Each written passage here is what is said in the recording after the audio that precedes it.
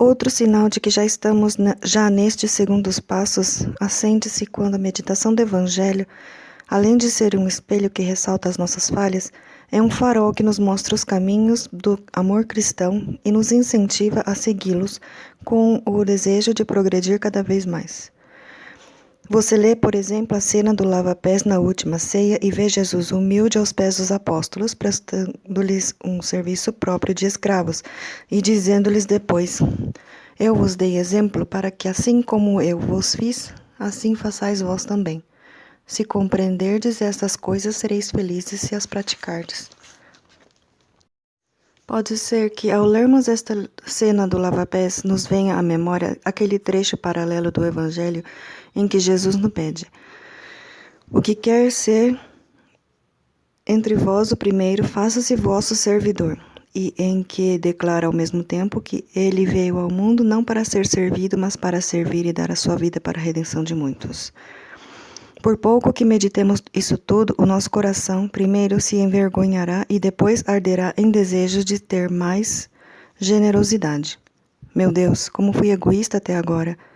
Tenho estado quase sempre voltado para mim, para os meus interesses, para os meus gostos, para o que eu quero que os outros me deem. Eu te peço, por favor, que me des um coração como o do teu filho Jesus, generoso, aberto aos demais, pronto para ajudar, disposto a ser útil material e espiritualmente aos demais. Como num filme, São José Maria Escrivá, que ensinou inúmeras almas a amar e meditar o Evangelho, dizia: Não basta ter uma ideia geral do Espírito de Jesus, mas é preciso aprender dele pormenores e atitudes. E para isso dava o seguinte conselho: Quando amamos uma pessoa, desejamos conhecer até os menores detalhes da sua existência. É por isso que devemos meditar a história de Cristo, porque é preciso que a conheçamos bem, que a tenhamos toda inteira na cabeça e no coração, de modo que, em qualquer momento, sem necessidade de livro algum, fechando os olhos, possamos contemplá-la como num filme, de forma que, nas mais diversas situações da nossa existência, acudam à memória as palavras e os atos do Senhor. Isso é possível? Sim. Desde que nos decidamos a ler e meditar diariamente os Santos Evangelhos e peçamos luz ao Espírito Santo para compreendê-los. Terceiro passo. Quem já achou no Evangelho o espelho do exemplo de Jesus e achou também o farol que ilumina os caminhos da vida, não fica satisfeito com isso. Tem fome de aprofundar cada vez mais no conhecimento e no amor de Jesus. E é aí que sente a necessidade de dar um terceiro passo. Em que consiste este novo passo? Consiste na contemplação de Jesus, que tem, entre outras, essas manifestações. Ânsia cada vez maior de olhar sem cansaço e de aprofundar com um amor cada vez maior na figura, no coração de Jesus Cristo. Isso era o que fazia ela na sua casa de Betânia, Maria, a irmã de Marta, sentada aos pés do Nosso Senhor, sem se cansar de olhá-lo e de ouvi-lo. Desejo de meditar as passagens do Evangelho, vivendo-as não como coisa do passado, mas como realidades atuais. Viver, por exemplo, o nascimento de Cristo, a sua pregação e os seus milagres, o carinho dos seus apóstolos e amigos, a paixão e a morte, a alegria da ressurreição. Veja o que diz a esse respeito o Catecismo da Igreja Católica. A contemplação é o olhar de fé fito em Jesus. Eu olho para ele e ele olha para mim, dizia o camponês de Ars, em oração diante do sacrário. Tudo o que Cristo é, tudo o que fez e sofreu por todos os homens, participa da eternidade divina, e por isso abraça todos os tempos em todos se torna presente. Quer dizer que, de alguma maneira não visível, mas real, Jesus nasce agora, vive agora, dá a vida por mim agora, uma vez que todos os mistérios da sua vida estão ligados para sempre à presença real na Eucaristia, à Santa Missa de cada dia e ao Sacrário. E fome de falar com Jesus Cristo, de lhe dizer que o amamos, de agradecer-lhe tudo, de desabafar e chorar reclinados no seu coração, de pedir-lhe coisas com confiança, de consolá-lo, de tê-lo como companheiro, tal como os discípulos de Emaús. Como um personagem mais. Todos os santos contemplaram assim o Evangelho. Nos nossos dias, um guia experiente para essa contemplação é São José Maria Escrivá. Veja como nos ensina a ser contemplativos. Misturai-vos com frequência, dizia, entre os personagens do Novo Testamento. Saboreai aquelas cenas comoventes em que o Mestre Jesus atua com gestos divinos e humanos, ou relata com modos de dizer humanos e divinos a história sublime do perdão, do amor ininterrupto que tem pelos seus filhos. O meu conselho, acrescentava, é que na oração cada um intervenha nas passagens do Evangelho como mais um personagem. Primeiro, imaginamos a cena ou mistério que servirá para nos recolhermos e meditar. Depois, empregamos o entendimento para considerar este ou aquele traço da vida do Mestre. Seu coração enternecido, sua humildade, sua pureza, seu cumprimento da vontade do Pai. Depois, contamos-lhes o que nos costuma acontecer nessas matérias. O que sentimos, o que nos está acontecendo. É preciso permanecermos atentos, porque talvez ele nos queira indicar alguma coisa, e surgirão essas moções interiores ao cair em si essas reconvenções. Exemplos vivos. Quer ver alguns exemplos vivos da forma em que São José Maria praticava essa contemplação? Vou dar-lhe apenas 3. Meditação do Natal. Metia-se na gruta de Belém e contemplava, pasmado, Jesus recém-nascido com Maria e José. Então fazia-se criança e introduzia-se dentro da cena. Aproximava-se de José, puxava-lhe da manga e pedia que o deixasse pegar nos braços do menino Jesus. Que bom é José, trata-me como um pai a seu filho. Até me perdoa se tomo o menino em seus braços e fico horas e horas dizendo-lhe coisas doces e ardentes. E beijo, e o embalo, e canto para ele, e lhe chamo rei, amor, meu Deus, meu único, meu tudo. 2. A paixão de Jesus. Acompanhava Jesus, passo a passo, pela via dolorosa, bem pertinho de Maria e de João. E quando via, por exemplo, Jesus cair pela 3ª vez sobre o peso da cruz, rasgava o coração. Meu Deus, que eu odeio o pecado meu e não ti. Abraçando-me a Santa Cruz para cumprir por minha vez a tua misericórdia amabilíssima. 3. A ressurreição. Imaginava-se criança. E unia-se à alegria de Nossa Senhora, dos apóstolos, das santas mulheres, quando Jesus lhes apareceu ressuscitado. E incentivava os que os ouviam, ou liam seus escritos, a participar da cena juntamente com ele, com palavras como essas. Apareceu a sua Mãe Santíssima, apareceu a Maria de Magdala, que está louca de amor, e a Pedro e aos demais, e a ti e a mim, que somos seus discípulos e mais loucos que Madalena. Que coisas lhe dissemos? Que nunca morramos pelo pecado. Que seja eterna a nossa ressurreição espiritual. E antes de terminar, beijaste as chagas dos seus pés. E eu, mais atrevido, por ser mais criança, pus os meus lábios no seu lado aberto. Umas palavras de Bento XVI. Esses conselhos e experiências de São José Maria estão em sintonia plena com a tradição da Igreja sob a Lexio Divina que vem dos primeiros séculos e chega ininterruptamente até hoje. Podemos verificá-lo lendo a exortação apostólica Verbum Domini de 2010, onde Papa Bento XVI faz um apelo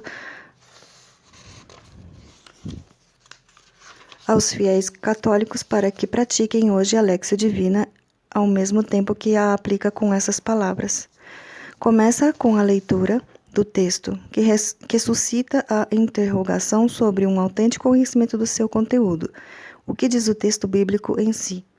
Segue-se depois a meditação, durante a qual nos perguntamos: o que nos diz o texto bíblico? Aqui, cada um pessoalmente, mas também como realidade comunitária, deve deixar-se sensibilizar e pôr em questão, porque não se trata de considerar palavras pronunciadas no passado, mas no presente. Sucessivamente chega-se ao momento da oração, que supõe a pergunta: que dizemos ao Senhor em resposta à sua palavra? A oração enquanto pedido, intercessão, ação de graças e louvor é o primeiro modo como a palavra nos transforma.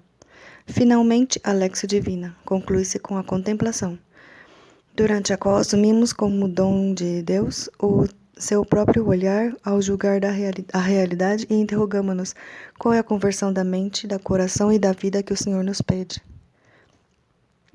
Deve recordar-se ainda que a Lexio Divina não está concluída na sua dinâmica, enquanto não chegar à ação, que impele a existência do fiel e doar aos outros na caridade.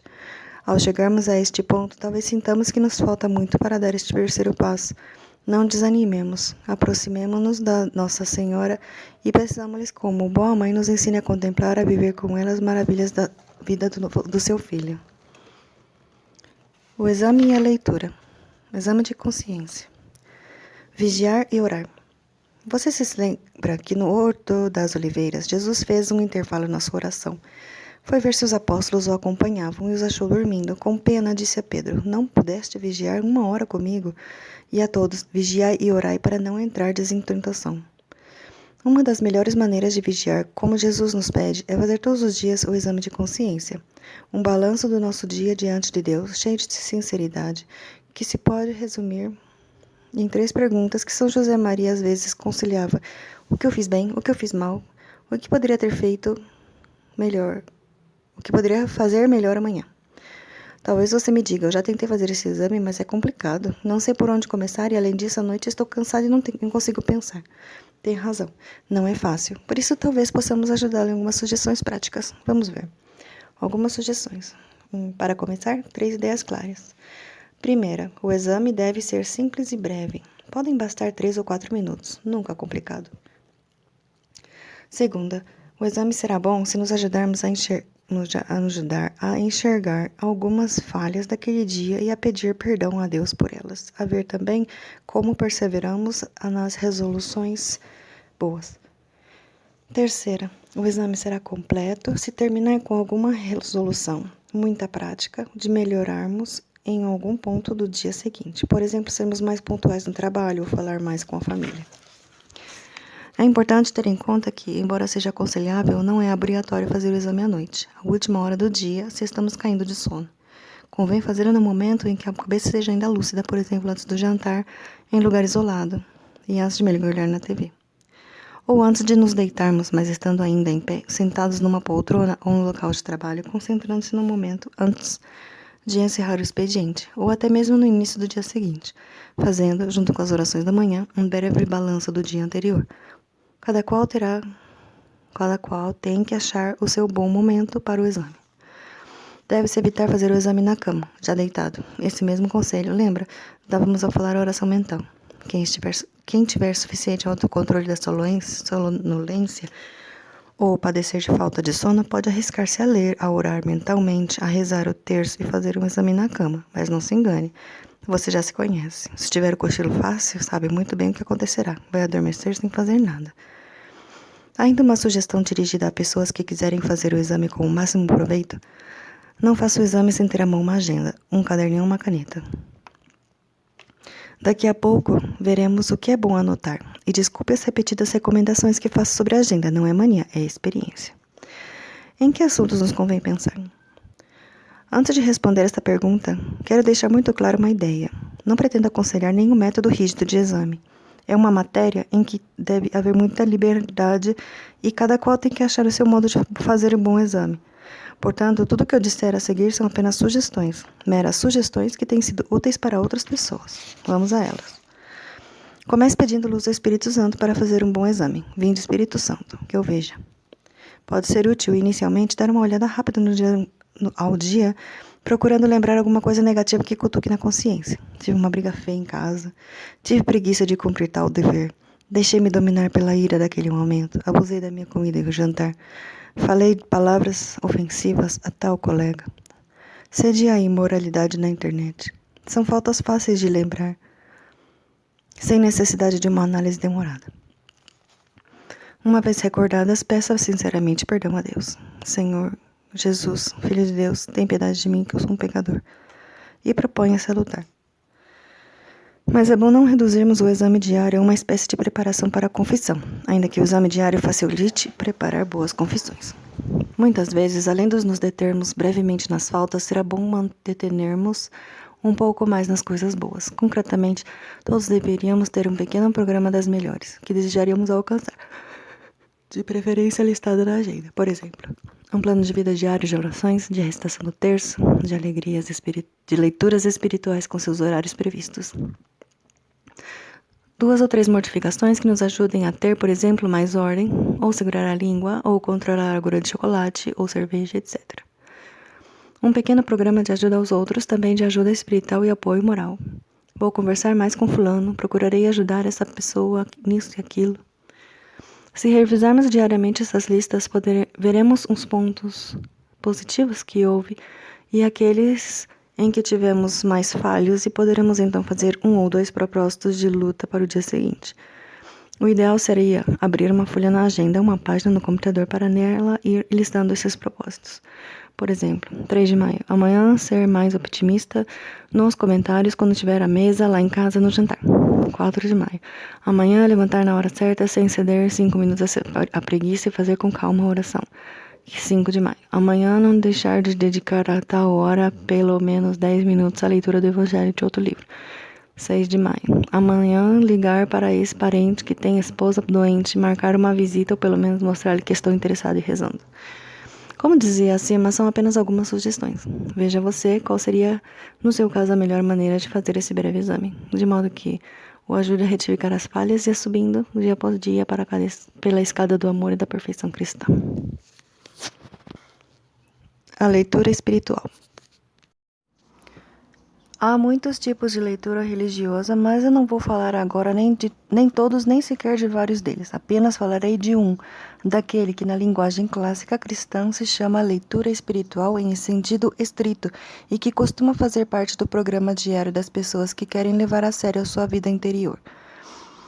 Consiste na leitura atenta e bem assimilada de um livro que trate de assuntos de vida espiritual, vida cristã, com boa doutrina e piedade, esclarecimento sobre a verdade da fé, comentários aos sacramentos, orientações sobre as práticas das virtudes, das devoções, etc. Convém ter presente que dentro do conceito de vida espiritual não entram só os temas de vida interior, mas também as virtudes e o modo de melhorá-las.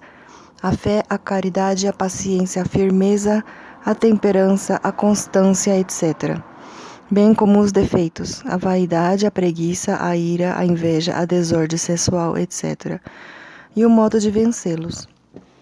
E ainda o esforço por santificar a família, por achar Deus no trabalho, por levar Deus às outras pessoas, por trabalhar para que a sociedade seja mais cristã e mais justa, etc. Em suma, entra tudo quanto nos ajuda a procurar a santidade e o apostolado nas circunstâncias em que nos encontramos. Pois bem, a leitura espiritual tem como finalidade orientar-nos em todos esses campos.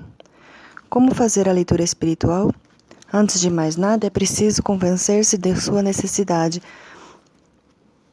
e tomar decisão de fazê-la, sempre que possível, diariamente. Ao tomar essa decisão, deverá ter em conta, primeiro, como em todas as práticas espirituais, é importante escolher o momento do dia mais favorável. Antes do café da manhã, no escritório antes de começar o trabalho, no começo da tarde, hora em que pode ser útil para estudantes, para algumas mães de família, ao visitar uma igreja, antes de voltar para casa, no ônibus ou no metrô, desde que possa sentar-se. Reflita e defina. Será mais fácil definir o horário se levar em conta que a leitura não precisa ser longa. Ordinariamente bastam 10 ou 15 minutos para tirar bom proveito dessa prática espiritual. Vivendo-a com constância, em pouco tempo terá lido e aproveitado mais bons livros do que imagina. Mais um conselho prático. Se você definir, por exemplo, 10 minutos de leitura, faça sempre 10 minutos como norma, nunca menos. Caso queira esticar esta leitura por mais tempo ou deseje ler mais em outra hora, não há problema nenhum, mas considere este acréscimo como leitura extra. É só em relação ao programa definido, aos seus 10 ou 15 minutos bem definidos, que se deve sentir fielmente comprometido, com exigência responsável.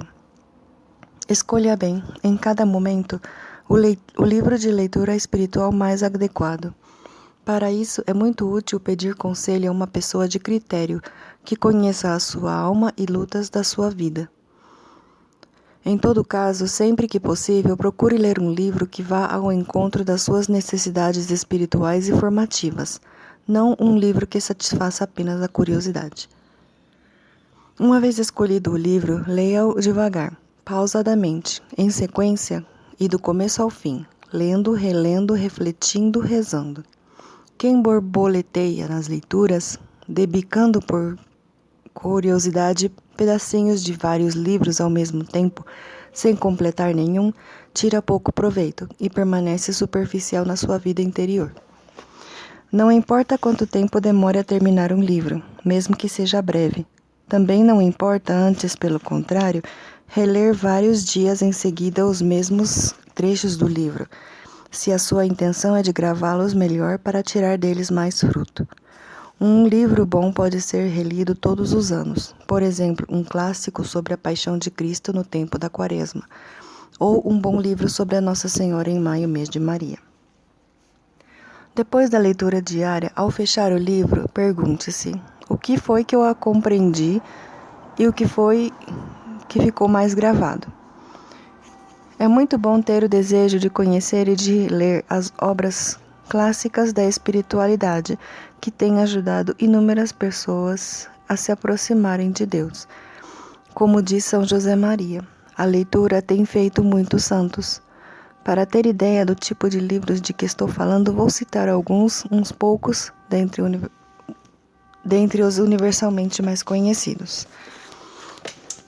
A Imitação de Cristo, Introdução à Vida Devota, Tratado do Amor de Deus, A Prática do Amor a Jesus Cristo, As Glórias de Maria, História de uma Alma, O Livro da Vida, Caminho de Perfeição, Santa Catarina de Sena, É Cristo que Passa, Amigos de Deus. Há muitos outros livros de santos, que agora seria impossível citar, além de numerosas obras excelentes de autores antigos e contemporâneos que podem fazer um bem imenso à nossa alma. Pesquise, pergunte, consulte a quem lhe possa dar um bom conselho. Acredite na leitura espiritual. Antes de encerrar esses conselhos, queria fazer ainda dois esclarecimentos. Não confunda a leitura espiritual com a oração mental. É muito frequente o engano de pessoas que utilizam determinados livros para fazer a sua oração mental e acham que nisso consiste a leitura espiritual. Sem reparar, confundem dois conceitos diferentes. Para a oração mental, você pode escolher cada dia textos de livros diferentes, os que achar que lhe podem servir de apoio para falar com Deus naquele dia. Pode variar muito. A leitura espiritual é coisa diferente. Trata-se de ler em sequência, quase de estudar um livro inteiro, completo, que garanta o aprofundamento da sua formação. Não esqueça esta distinção. Segundo, há outras leituras que também nos fazem muito bem, mas ainda que nos fazem muita falta, as que nos proporcionam formação doutrinal. Entre elas, podemos destacar-se os catecismos, desde o primeiro Catecismo da Doutrina Cristã ou o Compêndio do Catecismo da Igreja Católica até o próprio Catecismo da Igreja Católica. Amplo, profundo, excelente, por mais que exija certo preparo doutrinário para entendê-lo bem. Um bom livro de teologia para leigos, que não hesito em recomendar, é a obra do americano Leo XIII, A Fé Explicada. Excelente, pedagógico e claro. Em bastantes casos, estas obras podem ser usadas também como leitura espiritual.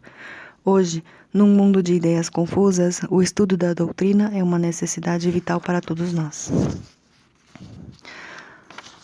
Título: A Presença de Deus sobre o Sol de Deus, número 17.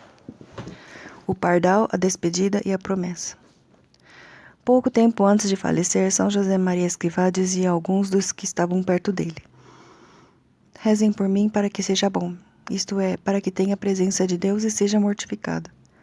Pode parecer pouca coisa. No entanto, a Bíblia dá-nos como sinal de santidade precisamente caminhar na presença de Deus. Ter presença de Deus é, antes de mais nada, tomar consciência de que Deus vive e está sempre perto de nós, que nos vê, que nos ouve, que nos acompanha com amor e se interessa como Pai até pelas menores coisas da vida. Creio que nos pode ajudar a perceber o sentido desta realidade recordar 3 passagens do Evangelho. Você se lembra do pardal? Sim, do passarinho. Olhai os pássaros do céu, diz Jesus. Vosso Pai Celeste os alimenta. Será que vos não valeis mais do que eles? E também, não se vendem 2 pardais por uma moedinha? No entanto, nenhum deles cai no chão sem o consentimento do vosso Pai. Não tenhais medo, vós valeis mais do que muitos pardais. Que é a presença de Deus Pai. Você se lembra da última despedida de Jesus? Eis que estou convosco todos os dias até o fim dos tempos. Presença de Filho. de Cristo, principalmente na Eucaristia.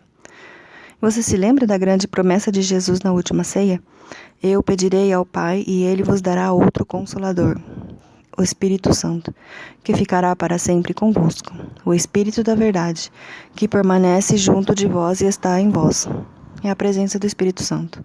O Pai, o Filho e o Espírito Santo, a Santíssima Trindade está conosco, convive conosco, voltada amorosamente para nós. Mais ainda, se estamos em graça de Deus, mora em nossa alma, como nos lembra São Paulo. Acaso não sabeis que sois templo de Deus e que o Espírito de Deus habita em vós? Nós somos, insiste, o templo de Deus vivo. Título: O Poço e o Túnel. O teólogo belga Jacques Leclerc usa uma comparação sugestiva. Diz que muitos são como um homem que vive agachado no fundo de um poço, estreito, escuro e cheio de lama. Não é um poço alto. Bastaria que fizesse o esforço de ficar em pé, de apoiar as mãos na borda do poço, retesar os músculos e erguer-se até colocar a cabeça para fora. Veria então um panorama maravilhoso. Campos verdejantes, caminhos, riachos, montanhas ao longe, cidades. Uma paisagem que poderia ser para ele um mundo novo, um mundo maravilhoso, se decidisse a sair do poço. Quando alguém começa a ter presença de Deus, sai do poço. Ou então sai de dentro de um túnel, como dizia São José Maria, mostrando, além disso, em que consiste este mundo novo. Alguns passam pela vida como por um túnel e não compreendem o esplendor e a segurança e o calor do sol da fé. É preciso sair do nosso túnel carente da perspectiva de Deus. Este túnel que só nos permite enxergar o mundo ao nível do chão, nas suas dimensões mais planas e rasteiras, e passar a contemplar a vida sob o sol da fé, que dá luz e sentido novo, divino a todo. Ter presença de Deus é simplesmente manter abertos os olhos da alma. Então Deus faz com que compreendamos o esplendor do sol da fé. Com a luz de Deus, as pessoas, as coisas, os acontecimentos ganham uma dimensão nova, muito mais profunda, bonita e alegre. Até mesmo o sofrimento pode ganhar brilho e as cores do amor e da alegria. A segurança do sol da fé. Com essa luz de Deus, a alma se enche de confiança, de segurança. Aconteça o que acontecer, podemos afirmar com convicção o que dizia São Paulo. Se Deus é por nós, quem será contra nós? Quem nos separará do amor de Cristo? Tudo contribui para o bem daqueles que amam a Deus. O calor do sol da fé. Com a fé na presença de Deus, podemos sentir aquele aconchego que mesmo na proximidade da sua paixão e morte, Jesus sentia. O Pai que me enviou está comigo. Ele não me deixa sozinho, porque eu sempre faço o que é do seu agrado. É o calor do carinho de Deus, nosso Pai, que a fé nos faz experimentar. Entendemos então o mandamento da alegria, que dava São Paulo. Alegrai-vos sempre no nosso Senhor. Repito, alegrai-vos. O Senhor está próximo, não vos preocupeis com coisa alguma. A presença de Deus, como vemos, leva a viver todos os instantes da nossa vida com o espírito cristão, esperança e alegria. Aprofundaremos um pouco mais nisso nos próximos capítulos. Número 18. Título: Como consegui-la. Título: A respiração da alma. Muitas vezes vivemos como se o Senhor estivesse lá longe, onde brilham as estrelas, e não consideramos que também está sempre ao nosso lado. E está como um Pai amoroso. Necessário é que nos embebamos, que nos saturemos de que Pai é muito Pai. Nosso é o Senhor, que está junto de nós e nos céus. Como conseguir embeber-nos desta realidade na prática? Penso que nos pode ajudar uma imagem expressiva, a dos mergulhadores. Muitos séculos antes que fossem inventados os equipamentos de mergulho, com suprimento de oxigênio e outros acessórios, já havia mergulhadores em todos os continentes.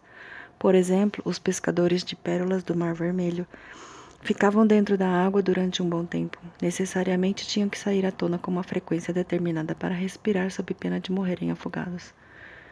Nós que passamos os dias mergulhados em mil coisas no imediatismo das urgências diárias, muitas vezes nos esquecemos de que emergir para o ar de Deus, com o perigo de ficar espiritualmente asfixiados. Precisamos muito de subir constantemente para respirar o ar de Deus. Como conseguimos isso?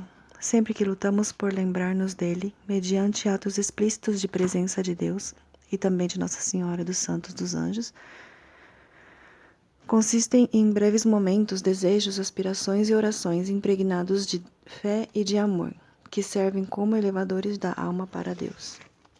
Tito. Uma condição prévia. Os atos de presença de Deus pressupõem uma condição, não estar emergidos de tal maneira no mundo, que a pressão das águas nos esmague a alma. É o que acontece quando vivemos o dia de costas para Deus, sepultado sobre uma massa imensa de preocupações e ocupações pessoais, de sonhos, imaginações, projetos e satisfações que são concebidos e vividos totalmente à margem do nosso Senhor. É justamente para evitar este perigo que os santos nos incentivam vivamente a esforçar-nos por viver na presença de Deus. Para consegui-lo, devemos levar a sério as práticas espirituais diárias ou periódicas que já comentamos até aqui.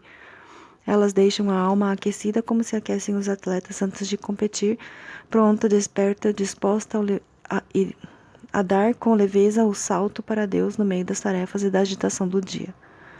Ajudados por essa disposição da alma, será mais fácil que conseguimos empregar os meios tradicionais na espiritualidade católica, que serve para manter, aumentar e melhorar a presença de Deus durante o dia. Meios para alcançar a presença de Deus.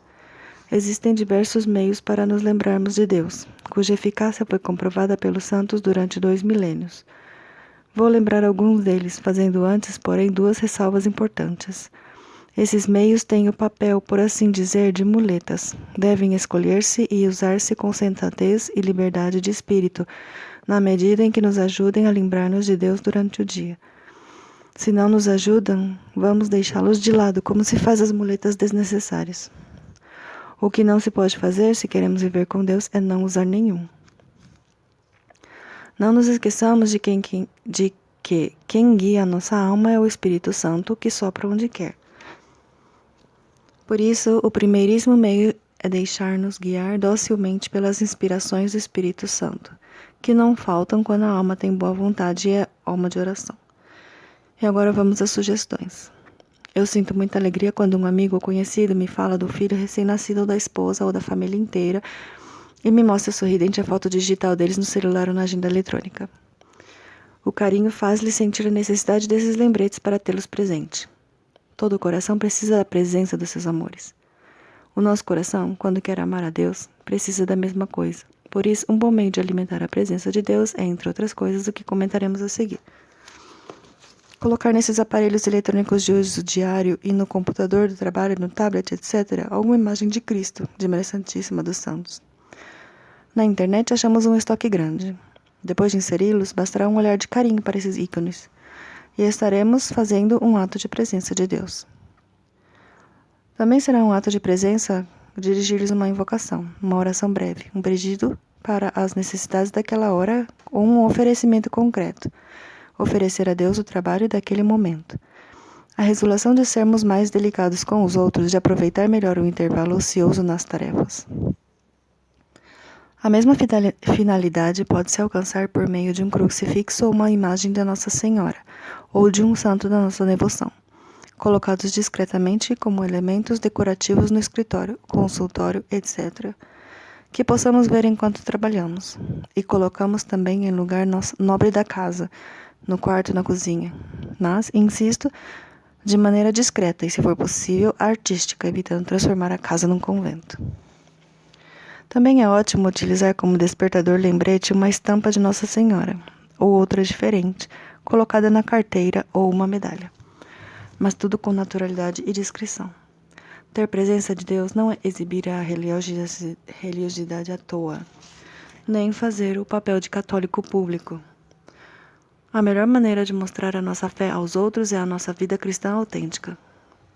Eu gostaria ainda de lhe recomendar vivamente que carregue sempre consigo, no bolso, na bolsa, um pequeno crucifixo, além do seu terço ou tercinho de anel, de modo que possa colocá-lo perto dos papéis, objetos de trabalho, livros de estudo, ou numa gaveta que abre e fecha com frequência, e também numa mesinha de cabeceira para beijá-lo antes de dormir logo ao acordar. Falamos de lembrar e já estamos mostrando que se trata de lembrar para falar, para fazer breves orações que vão impregnando o dia de calor de Deus. Essas orações breves são as ejaculatórias. Vamos tratar delas no próximo capítulo. Capítulo 19, as orações ejaculatórias. Título, onde achar ejaculatórias. Interrompemos a anterior reflexão mencionando as jaculatórias. São orações brevíssimas lançadas como um dardo cheio de afeto. Jáculum em latim quer dizer dardo. Dirigidas a Deus, aos anjos ou aos santos. Pois bem, vamos perguntar-nos agora: que jaculatórias posso rezar? Quais são as mais adequadas, as mais úteis? Onde encontrar a inspiração para aprender boas jaculatórias? A primeira resposta é: procure achá-las dentro do seu coração. Rezar não pode ser nunca uma coisa mecânica. Portanto, as jaculatórias devem expressar aspirações e sentimentos sinceros do coração. Adoração, amor, gratidão, arrependimento, petições por necessidades ou pessoas, oferecimentos, aceitações, expressões da nossa alegria ou da nossa dor, enfim, tudo aquilo que espontaneamente diz a Deus um coração que tem fé e amor quando sabe o que tem junto de si. Na realidade, quase todos dizemos jaculatórias espontaneamente, quase sem reparar. Por exemplo, obrigada, meu Deus, quando recebemos uma alegria ou escapamos de um perigo. Meu Deus, me ajude, quando sentimos incapazes de resolver um problema, ou estamos aflitos ou em situação de risco. Perdão, Senhor, ou Jesus, tem piedade de mim, quando reconhecemos uma falta e nos arrependemos. Minha mãe, não me abandone, quando estamos precisados do aconchego da Mãe de Deus e nossa. Minha Nossa Senhora, quando levamos um susto.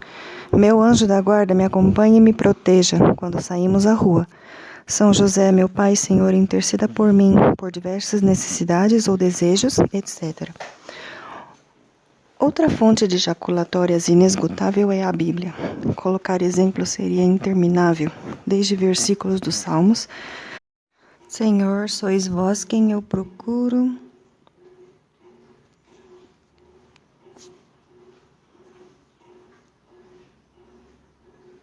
Tende piedade de mim, segundo a vossa grande misericórdia.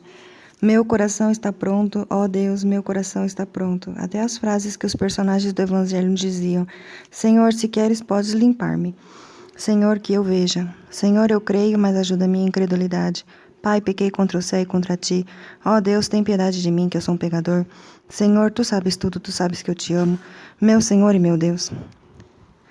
E ainda podemos encontrar um tesouro de jaculatórias na tradição da devoção cristã.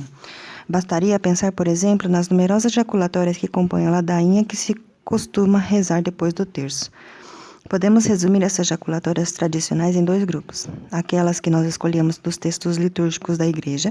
Senhor, tende piedade de nós, nós vos damos graças por vossa imensa glória. E as que aprendemos da piedade dos santos, dos bons autores espirituais antigos ou modernos e das nossas famílias. Deus abençoe-as a vós, por exemplo. Jesus, manso e humilde de coração, fazei o meu coração semelhante ao vosso. Sagrado coração de Jesus, em vós confio. Sagrado coração de Jesus, dai-nos a paz. Vinde, Espírito Santo. Doce coração de Jesus, sede o meu amor. Doce coração de Maria, sede a minha salvação. Jesus, José e Maria, dou-vos coração e alma minha. Senhor, eu me abandono em vós, confio em vós, descanso em vós. Senhor, o que tu quiseres, eu o amo. Jesus, dai-me o amor com que queres que eu te ame. Meu Deus, eu te amo, mas ensina-me a amar. Título: mais algumas sugestões práticas. É muito útil associar habitualmente alguma jaculatória a um determinado ato ou objeto. Por exemplo, ao começar o trabalho, ofereço-te este trabalho, Senhor. Ou ao sair de casa, Jesus, Maria, José, guardai os meus filhos. Ou ao entrar na igreja e fazer genuflexão diante do sagrário, eu te adoro com devoção, Deus escondido. ou na elevação da hóstia e do cálice da missa, meu Senhor e meu Deus. Muitas pessoas usam uma senha espiritual todos os dias. Neste nosso mundo da informática, todo mundo sabe o que é uma senha. Algo breve que dá a entrada ao computador, ao arquivo, ao caixa eletrônico, ao uso do cartão de crédito, etc. Refiro-me a pessoas que escolhem uma jaculatória para cada dia, como senha, como o lema daquele dia, pensando que, além de rezá-la bastante vezes, aquela jaculatória as possa ajudar a ter presente uma virtude que precisam praticar melhor. Por exemplo, é o que faz a pessoa que está irritada quando escolhe como senha para andar com paciência a jaculatória Rainha da Paz, rogai por mim. Também pensando na senha, acho que vale a pena lembrar-lhe que algumas pessoas escolhem a jaculatória diária de acordo com o que tradicionalmente eram as devoções próprias de cada dia da semana. Com algumas variações, essas devoções são as seguintes: segunda-feira, as almas do purgatório; terça, os anjos da guarda; quarta, São José; quinta, a Eucaristia; sexta, a Paixão e a Cruz; sábado, Nossa Senhora; e domingo, a Santíssima Trindade. É uma tradição que a antiga liturgia das missas votivas apresentava, inclusive oficialmente. Felizmente, se você acompanha os tempos litúrgicos e as devoções gerais da Igreja, Quaresma, Páscoa, Mês de Maria, Novena do Espírito Santo, etc., sugiro-lhe que escolha como senha, nesses tempos, jaculatórias relacionadas com eles. Na Quaresma, atos de dor dos pecados e de reparação. Na Páscoa, louvores e atos de fé em Jesus ressuscitado. No mês de maio e na novena da Imaculada Conceição, jaculatórias dedicadas a Nossa Senhora, etc. Naturalmente, as senhas de que estamos falando, mesmo sendo muito úteis, não precisam ser exclusivas. Por isso, um último conselho.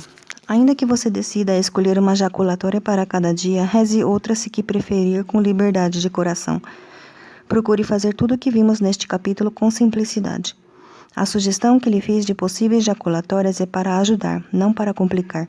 Não se confunda. Haja com liberdade. Se você me disser que prefere rezar só 2 ou 3 jaculatórias durante todos os dias do ano, vou lhe responder que acho ótimo, se é isso que lhe ajuda a ter presença de Deus.